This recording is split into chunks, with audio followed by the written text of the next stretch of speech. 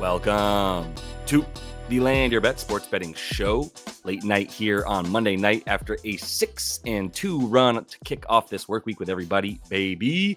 We are looking at 6 games here on Tuesday. I'm going to be running through 4 of them very deeply, and 2 of them I'll just look at briefly for you guys. Got 3 best bets in tonight's video. Also bringing you best bets and player prop picks each and every day on the day of games. So tomorrow on Tuesday, we will have a video that comes out at 3 p.m. Eastern at the latest. Try to get it out a little bit earlier for you if I can, with best bets and player props in there for you guys, like I mentioned. So subscribe to the page, continue to follow along, and let's get right into this 6-gamer right here on Tuesday.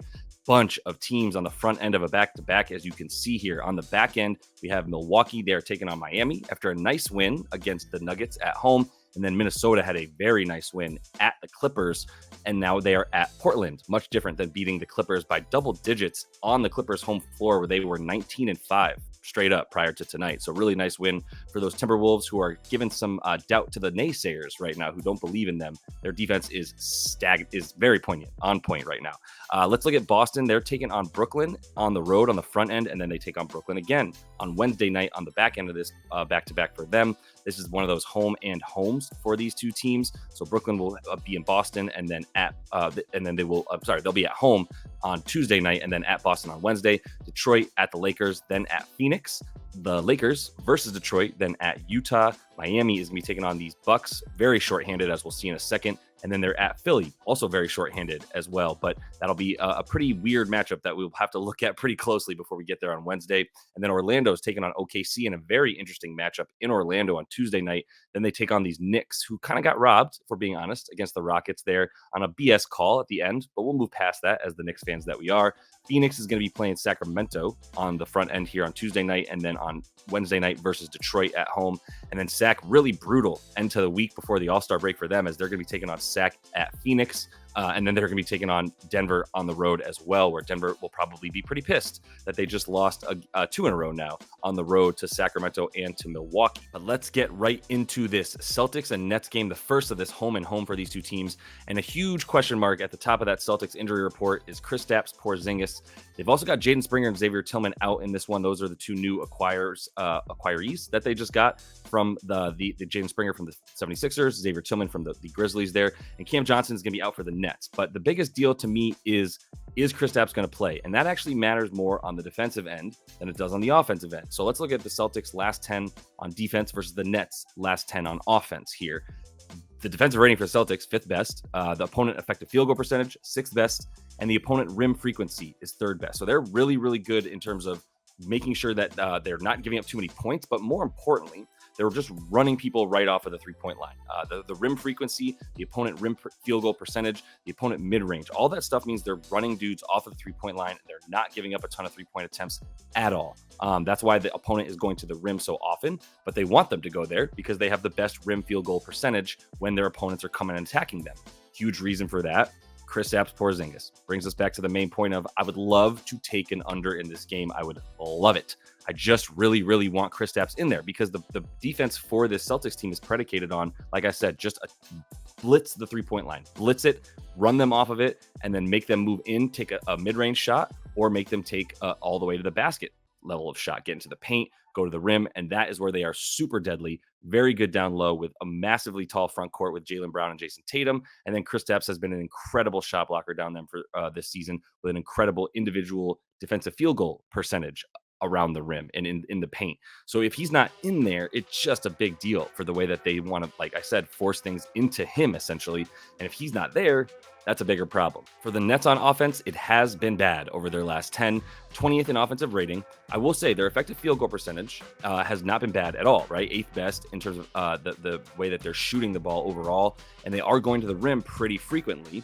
The rim field goal percentage, 11th best, not bad. And the mid-range frequency, I mean, they're comfortable at taking mid-range shots as well. But this is just where the defense for the Celtics has been incredible in terms of, like I said, limiting shooters from all over the floor, 3-point especially, and from the field. And that Nets defense, let's take a quick look at that as well. It's been bad overall, but it's been good defending the 3-point line. Second worst defensive rating over their last 10, which is wild. But the sixth best opponent's 3 points made. They're not allowing very many threes either because they're also running guys off of the line. So if the Celtics are going to be trading threes for twos because of the way that the Nets are going to come at them, I feel pretty good about this game going under once more. I really don't believe in the Nets' ability to come along for any type of ride of scoring at all. So that's why, just as much as the Celtics defense being so good as of late and making threes, limiting threes, it seems like a good game for them to win as well. These two teams have played around 10-point spreads with the Celtics winning both this season. So yeah, I don't really want to take a side on this one just yet, but if we see Kristaps ruled out at all, I don't like the under quite as much. If he comes in, then I do like that under a ton there. So that's more of a lean. Let's get into a game that I do have a bet for, and it is the Bucks and the Heat. Like I said, really nice win for the Bucks there on Monday night against the Nuggets at home. And now they take on a Heat team at home again in the same building here on the second night of the back-to-back with Jimmy Butler out, Josh Richardson out, Terry Rozier out, and Duncan Robinson. Duncan Robinson is questionable. So that's a ton of offense from between Terry, Jimmy Butler, and Duncan Robinson. Too much offense that they would be losing to really believe in them even really being able to hang around in this game. This opened at about -6.5 for the Bucks, and it's already at -8 at this point because a lot of people really like the Bucks to continue to look good the way that they did tonight and the way that they might be turning things around with with Doc Rivers as their head coach. For the Bucks over their last 3 games, don't look now, but they are a good defensive team under Doc Rivers. In their last 3, about 109.2 defensive rating there, playing insanely slow at about a 93.9 pace, which is good for bottom of the league in that time frame.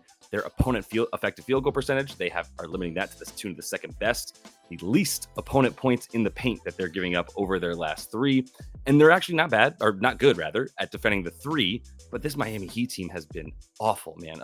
Shooting the 3, the offensive rating is 25th overall in their last 5. The pace is, obviously, we know remains slow, 24th. Second worst effective field goal percentage, and they're going to the paint. That's where they're trying to score. That is where the Bucks have been best at limiting stuff. That drop defense under Doc Rivers looks a little bit different, hits a little bit different than that Adrian Griffin defense that he was leading prior to his firing this season. So with the way that they're playing defense, we made this play against the Nuggets as well on Monday night where we went over 232.5, or excuse me, under 232.5 in that game against the Nuggets. If you think the Nuggets aren't going to come in and score that many points against this team, why would you believe in the Heat to do so? So let's take under 226.5. This spread's probably going to continue to grow as well as all these dudes for the Heat are out. There's no offense to be had for them, and I don't see this total going much higher. So I would take this at about 226, maybe 225.5 is where I cut it off, and I don't really want to go much lower than that. But if you see this in time, hopefully you can get an under 226.5 in this game with the Bucks and the Heat. Moving on to game numero 3 here, we've got the Kings and the Suns. Everybody healthy in this game. This is a really good matchup and a game that I definitely plan on watching. So let's get right into the last 10 for both these teams. There's a couple things that I really want to focus on here. One is Sacramento's offense versus Phoenix's defense. And I also want to talk about Sacramento's offense on the road in general with these splits, which we've spoken about before. The Kings' offensive rating in their last 10, 12th best. Effective field goal percentage, good, 3rd best. Paint frequency, not really getting into the paint at all, to be honest with you. They have become a 3-point shooting team over the course of these last 10 games, shooting making the 5th most on the 4th most attempts from deep. And the above the break 3-pointer is what you look at consistently with this team. That's where they get a ton of their threes. They do like to get in the corner as well. So if they can get in the corner and move the ball down low in that area of the court to shoot from the corner 3 spot, the Suns are a little bit vulnerable from there. And that would be the only way that I would be a little bit worried about the underbet that I'm probably going to tell you about here in a second. The Suns' defensive rating, 6th best over their last 10, 6th best opponent effective field goal percentage. Their opponent paint field goal percentage, 14th best. I mean, it's better than middle of the pack, and we see how often the Kings are going into the paint, not very often at all. So we feel good about that. They are defending the 3 decently well, only giving up the 11th most. I guess 11th fewest if you want to look at it that way. And they are also they're not limiting the amount of attempts that teams are taking, but they're limiting that 3-point percentage above the break. It's really key that you're able to really stop the Kings when they're getting that head of steam, with basically De'Aaron Fox getting that head of steam at the top of the key and in. And if you're giving up too many shots at the top of the key, you're going to be in trouble. If De'Aaron Fox is taking them, going to be in trouble. If you're allowing him to hand it off and have guys come around screens for Sabonis at the top of the key as well, that's going to be a problem for this Kings team for the Suns if they can't defend the dribble handoff. but they can. They've guarded the dribble handoff very effectively, especially at home. And let's look at some of those home and road stuff for them. So the Kings at home, man, versus on the road. It's just what we talk about consistently. The points per game scored is the most glaring thing there. 115.8 that they score on the road, 121.8 that they give up at home. And then the points per game that they score at home, rather, and the points per game allowed is basically the same thing. About 121 at home, about 115.7.8 when they're playing on the road.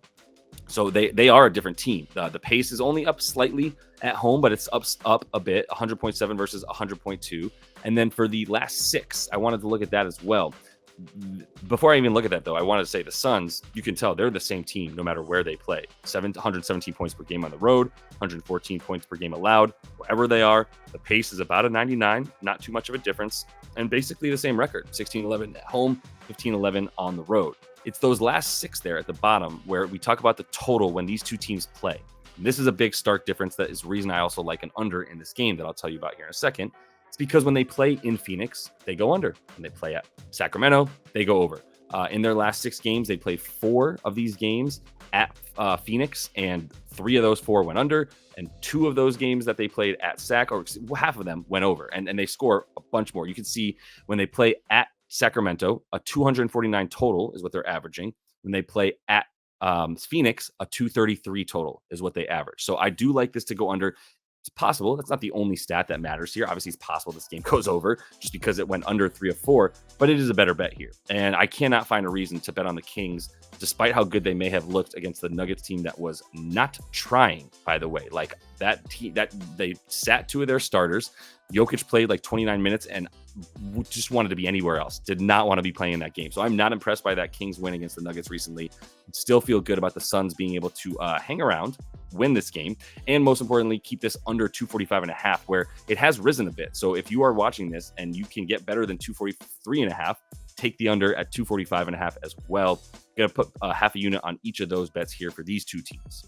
All right, another game that's going to be actually really awesome, in my opinion. 2 of my favorite teams in the league, 2 of the best teams against the spread over the last 2 seasons, including this one. These 2 teams have been young upstarts for a while and are making that turn, it seems like, towards being actual in the mix in each conference. For the Thunder, the injuries there, you still got Gordon Hayward out. Bismack Biyombo is now on the team. They picked him up literally off a scrap heap. Not literally, but you get what I'm saying. And for the Magic here, everybody's healthy, which is wild. We have not seen that all season. We haven't seen that in the last 2 seasons for the Magic, that everybody is healthy and playing. And with that, I kind of like them in this one. The thing that is keeping me completely, I haven't bet it yet, and that's keeping it a lean for me between these 2 teams is really just like, are the Thunder going to be able to speed things up? And if they do, are the Magic going to hang with them? Probably is the thing, because the Thunder have been good on offense. And if you want to look at their road and home stuff, this matters to me because the Thunder are slightly different on the road. The Magic are a slightly different team at home. You can see when they play at home for the Magic, 114.5 points per game versus 109 that they're giving up in that situation. So they are looking really good. Thunder, same concept though. Like on the road, they've been about 4 or 5 points better, 4 points better than they are against their opponent, winning those games decently well. But it's this against the spread stuff where you've got Magic as a home dog. They're 7-4 against the spread. Really good record there. Plus 3.8 in terms of the margin of victory. So they're covering the spread by about 4 points when they play in this situation. And for the Thunder here as the away favorite, not quite as impressive as they are in other places, especially in their home building. When they are the away favorite, they fail to cover that spread by about a point. So it's still pretty much a pick'em to me. But with the Magic at home in a pick'em situation, I got to take the Magic in this one. I didn't give you guys a best bet square here or slide, I should say, just because I just got into it and had to get going, some urgency. But I will say that the Magic are a good bet here. Half a unit on them to cover plus 2.5. I mean, they're live to win this game. If you want to take them as the home dog, their money line, also like that as well for plus money in a game that is going to be pretty good and close. And I definitely like the Magic more than I like the Thunder because I'm getting some points in what feels like basically a pick'em. And these last 2 games here, I just wanted to show you who's injured. Once again, for the Lake Show, man, like LeBron and AD, at least one of them is going to play, I would imagine. The only reason I'm not like they're both going to play for sure is because they're playing the Pistons, who have been a bit of an upstart lately. By the way, the Pistons, since they made that trade, look a lot better once they sort of trimmed some of the older dudes and gave way to some guys that have been playing a lot better, like Jaden Ivey, for instance, has been turned a corner, in seems anyway, with the sort of open usage rate that's there for him now on this Pistons team. He's looked a lot better and been a lot more efficient. I'm not going to put a bet down for this one tonight. I'll definitely touch on some player props here by tomorrow once we see where we can get some value, because with so many guys out for the Lakers already, there's either going to be a couple guys that we can bank on getting a bunch of usage for them tomorrow, or we can go ahead and fade some dudes and maybe pick up, not necessarily fade some dudes, but take some backups, right, that we don't necessarily have props for just yet. The last game here, just shout out Minnesota. Really nice game that they had against the Clips on Monday night. They are going to be taking on this Portland Trailblazers team who's going to be without Malcolm Brogdon, without Shaedon Sharpe, and Scoot Henderson's questionable. Shaedon Sharpe's been out. Malcolm Brogdon's the big deal here. When he is out, this team is just a shell of itself on offense.